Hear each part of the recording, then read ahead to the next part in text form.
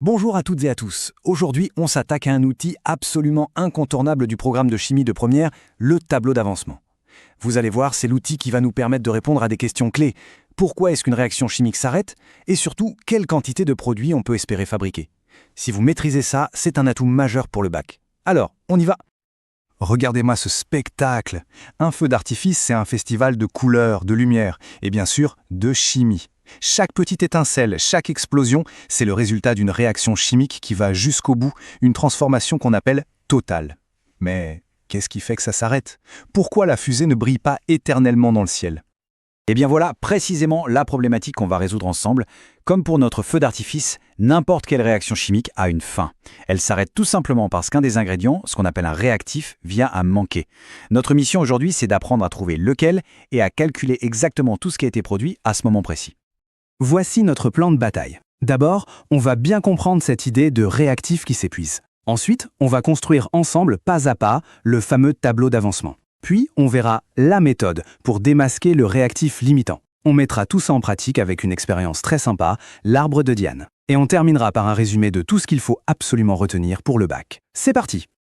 Alors, ce tableau d'avancement, surtout, n'en ayez pas peur. Il faut le voir comme un simple tableau de bord, un GPS, qui nous permet de suivre à n'importe quel moment les quantités de matière de tout ce qu'il y a dans notre bécher. C'est vraiment la carte routière de notre réaction. Voilà à quoi ça ressemble. Tout en haut, on écrit l'équation de la réaction. Et là, attention, première étape cruciale, elle doit être parfaitement équilibrée. Ensuite, la première colonne nous indique l'état du système, initial, intermédiaire et final. La deuxième, c'est notre variable star, l'avancement, qu'on note X et qui s'exprime en mol. Et puis les autres colonnes, elles servent à suivre les quantités de chaque réactif et de chaque produit. On commence par le commencement, l'état initial. C'est l'instant t égale 0, on vient juste de mélanger les réactifs. La réaction n'a pas encore commencé. L'avancement X est donc logiquement à 0. On remplit la ligne avec les quantités initiales de nos réactifs, et bien sûr, 0 pour les produits, puisqu'ils n'existent pas encore. Allez, on passe à l'état intermédiaire. La réaction est lancée, l'avancement X avance, il a une valeur quelque part entre 0 et sa valeur finale. Le truc à bien comprendre ici, c'est comment les quantités évoluent. Pour un réactif A, sa quantité de départ diminue de A fois X. Le A, c'est ce qu'on appelle le nombre stoichiométrique. Pas de panique, c'est juste le chiffre qui est placé devant la molécule dans l'équation. Il nous dit en fait dans quelle proportion les réactifs disparaissent. Et de la même manière, pour un produit C, sa quantité augmente de C fois X. Pour que ce soit bien visuel, regardez ces diagrammes. Ils sont super parlants. À x égale 0, on a uniquement des réactifs. Puis, à mesure que x augmente, on voit bien que les barres des réactifs diminuent alors que celles des produits apparaissent et grandissent. Cet avancement x, c'est donc vraiment le curseur qui mesure à quel point la réaction a progressé. Et on arrive enfin au bout du chemin, l'état final. La réaction est terminée. L'avancement a donc atteint sa valeur maximale. On la note XF pour finale ou même Xmax si la réaction est totale. Il suffit alors de reprendre les expressions de la ligne du milieu et de remplacer X par Xmax. Et voilà, notre tableau est complet. Il raconte toute l'histoire de notre transformation.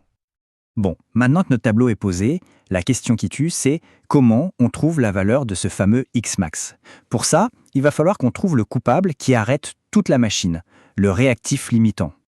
Par définition, le réactif limitant, c'est tout simplement celui qui est épuisé en premier. Une fois que sa quantité tombe à 0, la réaction s'arrête net, même s'il reste plein d'autres réactifs. C'est donc lui qui limite la réaction et qui fixe la quantité maximale de produits qu'on pourra former. Tous les autres réactifs qui restent à la fin sont dits en excès. Pour le trouver, il y a une méthode systématique, et si on la suit bien, elle est infaillible. On va raisonner en faisant deux hypothèses. Hypothèse 1, on suppose que le premier réactif est limitant. Donc, on pose que sa quantité à la fin est égale à 0, et on calcule le Xmax qui correspond. Hypothèse 2, on fait exactement la même chose, mais pour le second réactif. On se retrouve alors avec deux valeurs possibles pour notre avancement maximal. Et voici la règle d'or, le point absolument crucial à retenir.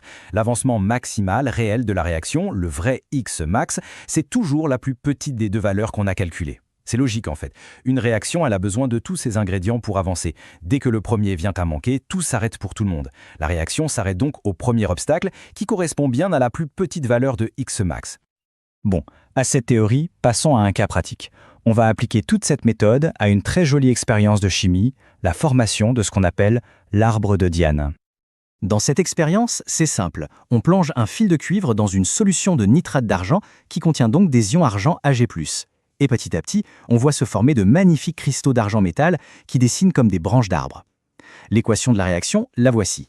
2 ions argent réagissent avec un atome de cuivre pour former 2 atomes d'argent et un ion cuivre 2. Allez, on construit le tableau d'avancement pour cette réaction précise. On nous dit qu'on part de 1,0 millimol d'ion argent et de 8,2 millimol de cuivre. On remplit les lignes comme on l'a appris, en faisant bien attention aux nombres stoichiométriques, notamment le 2 devant les ions argent et l'argent métal. Et maintenant, on applique notre méthode de détective. Première hypothèse, ce sont les ions argent le réactif limitant. On pose donc que leur quantité finale est nulle. Ça nous donne l'équation 1,0 moins 2x max égale 0. On résout cette petite équation et on trouve x max égale 0,5 millimol. Deuxième hypothèse, c'est le cuivre le limitant. On pose 8,2 moins x max égale 0, ce qui nous donne directement x max égale 8,2 millimol. On a donc nos 2 valeurs candidates, 0,5 et 8,2 millimol. On applique la règle d'or, on choisit la plus petite. L'avancement maximal de la réaction est donc x max égale 0,5 millimol. Et le réactif qui nous a donné cette valeur, c'était l'ion argent. C'est donc lui, le réactif limitant. Le cuivre, lui, est en excès. On arrive au moment de la synthèse. C'est maintenant qu'on ancre bien les concepts et la méthode pour être au top le jour des évaluations et bien sûr pour le baccalauréat. Ce schéma récapitule parfaitement toute notre démarche. D'abord, la construction du tableau état par état. Ensuite, la méthode pour trouver le réactif limitant. On pose les 2 hypothèses, on calcule les 2 x max possibles et on garde le plus petit. C'est vraiment cette logique qu'il faut avoir en tête. Voici donc les réflexes à avoir. Le jour du bac, on vous demandera toujours ça. Identifier le limitant, calculer x max et enfin, attention, déterminer la composition finale du système. Ça, c'est ce qu'on appelle dresser le bilan de matière. L'erreur classique, c'est de s'arrêter après avoir trouvé x max. Il faut toujours penser à utiliser cette valeur pour calculer les quantités finales de toutes les espèces, les produits formés et ce qu'il reste du réactif en excès. En conclusion, j'aimerais vraiment que vous ne voyiez pas ce tableau comme un simple exercice de maths, mais comme un véritable outil de raisonnement de chimiste. C'est une carte qui nous guide, qui raconte toute l'histoire d'une transformation chimique, de son début à sa fin. Maîtriser cet outil, c'est savoir lire et prédire cette histoire. Je vous laisse avec une question pour aller plus loin. Maintenant qu'on sait prédire le résultat d'une réaction et identifier ce qui la bloque, comment est-ce qu'on pourrait faire ? Comment ajuster les quantités de départ pour fabriquer le plus de produits possible sans gaspiller de réactifs ? C'est tout l'enjeu de la chimie industrielle et de la synthèse. Voilà, bonne révision et on se retrouve très vite pour un prochain cours.